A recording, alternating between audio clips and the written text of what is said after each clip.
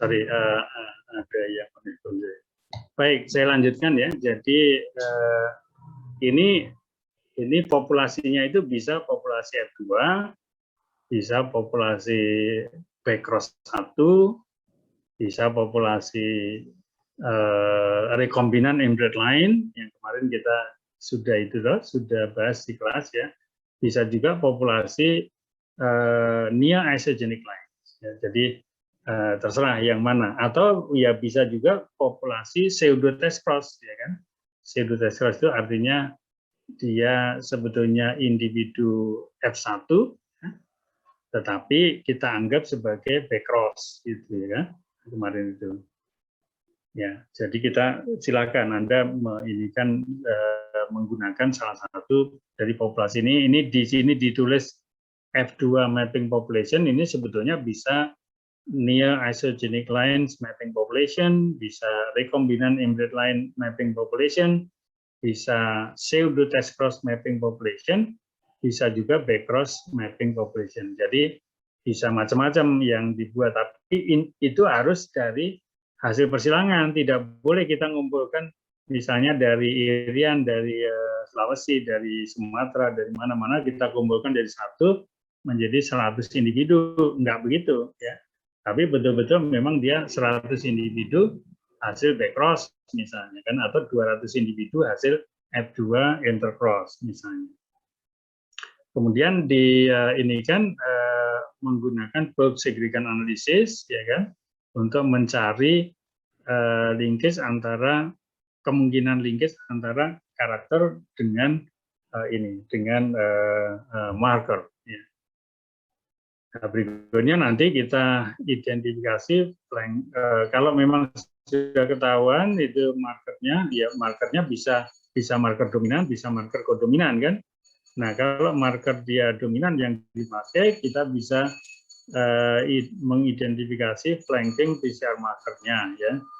Artinya kita sequence fragmen tertentu yang dia ternyata linkage dengan sifat itu, kita potong dari gel, kemudian kita isolasi DNA-nya, kemudian kita sequencing, kita re-PCR lagi, baru kita sequencing misalnya kan. Nah, nanti kita bisa mencari marker yang ada di kiri kanan dari karakter itu. Kemudian dilakukan screening untuk rekombinan, ya. Ini untuk karena kan tadi saya katakan kalau terjadi rekombinasi bisa markernya positif tapi hasilnya rendah, atau daya hasilnya tinggi markernya negatif, gitu kan. Yang tadinya itu daya hasil tinggi selalu marker positif, kemudian yang daya hasil rendah selalu marker negatif. Karena rekombinasi bisa terjadi daya hasilnya tinggi markernya negatif, daya hasilnya rendah markernya positif, gitu kan. Itu bisa jadi demikian ya. Makanya kita nanti cari yang makanya proses rekombinasi itu perlu kita ukur berapa persen rekombinasi, karena itu akan menentukan jarak dari pengendali sifat yang kita punya, yang kita ingin mapping tadi itu dengan markernya, itu jaraknya berapa.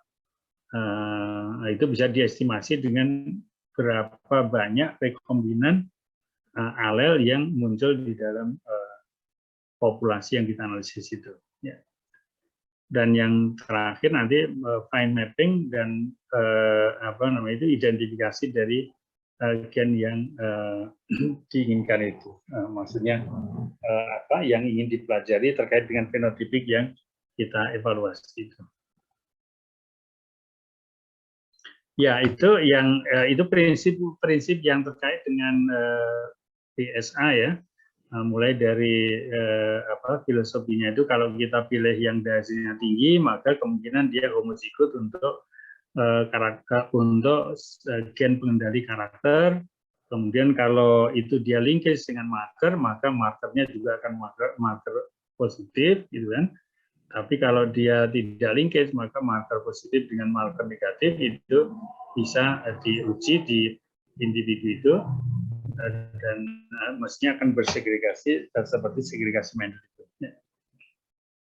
Kemudian yang sebelah kiri itu juga nanti yang dasar rendah berarti akan Q kecil, dan nanti kalau memang linkage maka M besar itu akan M kecil itu akan ada di individu-individu yang Q kecil tadi. Ini apa namanya itu?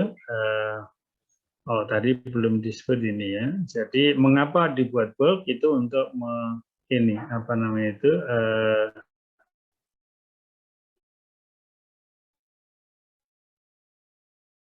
Berkaitan dengan resource dananya ya. Kalau kita analisis individu satu-satu kan berarti makin banyak analisis apa namanya itu PCR atau apa yang dilakukan ya. Tapi ini kalau ini sudah di bulk berarti nanti cukup kita lakukan PCR pada satu individu dan kita sudah bisa mendapatkan representasi genotype dari individu-individu yang hasilnya itu ekstrem kiri gitu. Atau hasilnya ekstrem kanan kalau sebaliknya. Kemudian apa namanya itu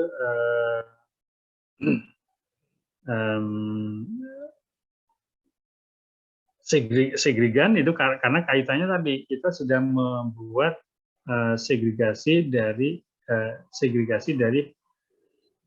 kita membuat populasi bersegregasi, makanya kita apa namanya itu dalam analisis ini digunakanlah istilah segregan itu ya. Kemudian analisis itu men-screen genom terhadap marker-marker yang kita evaluasi itu.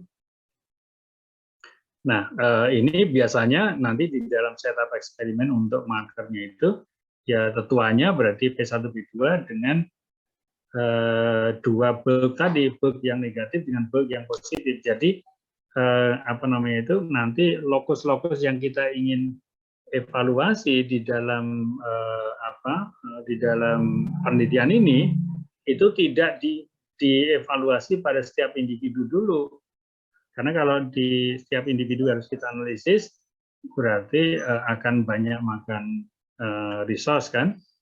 Tapi kalau cukup parentnya saja kemudian dua bulk ya kan derajat tinggi, maka hanya 4 individu, nah, maka kita bisa bermain-main dengan banyak primer untuk mengevaluasi itu. Oke, ini tadi tahapannya, kemudian ini juga tahapan dalam bentuk yang berbeda ya. Nanti Anda bisa melihat isinya sebetulnya hampir sama nanti. Baik, nah sekarang saya ingin menyampaikan contoh ya, contoh yang dikaitkan dengan bulk segregan analisis untuk melakukan untuk mengidentifikasi gen yang linkage dengan sifat tertentu ya. Dalam hal ini apa namanya itu sifat yang diinginkan itu adalah toleransi terhadap selenium ya. Toleransi terhadap selenium itu berarti selenium adalah logam berat ya, berarti ingin dilihat bagaimana hubungan antara toleransi terhadap selenium dengan apakah ada marker yang linkage dengan gen tersebut gitu ya. Maka yang dilakukan adalah untuk mempercepat prosedurnya dan mempercepat identifikasi genes yang dilakukan, maka dipilihlah bulk segregan analisis ini ya. Kemudian di dalam di dalam pelaksanaannya itu membandingkan dua pool DNA sampel ya dari individu yang fenotipenya itu ekstrem tadi itu, yang satu ekstrem kanan, yang satu ekstrem kiri gitu kan. Dan ekstrem kanan, ekstrem kirinya ini berasal dari populasi bersegregasi, tidak bisa berasal dari individu individu yang dikumpulkan dari tempat yang berbeda-beda gitu ya. Itu nanti kesimpulannya beda kalau hanya begitu. Nah, kalau kita hanya ngambil individu dari tempat yang beda-beda, itu masih dikategorikan sebagai marker yang spesifik untuk gen pengendali sifat tertentu. Belum tentu dia linkage, maksud saya gitu. Yang ketiga, untuk tiap pool itu dievaluasi fenotipenya, ya, dan juga dievaluasi genotipenya dengan menggunakan marker tadi itu.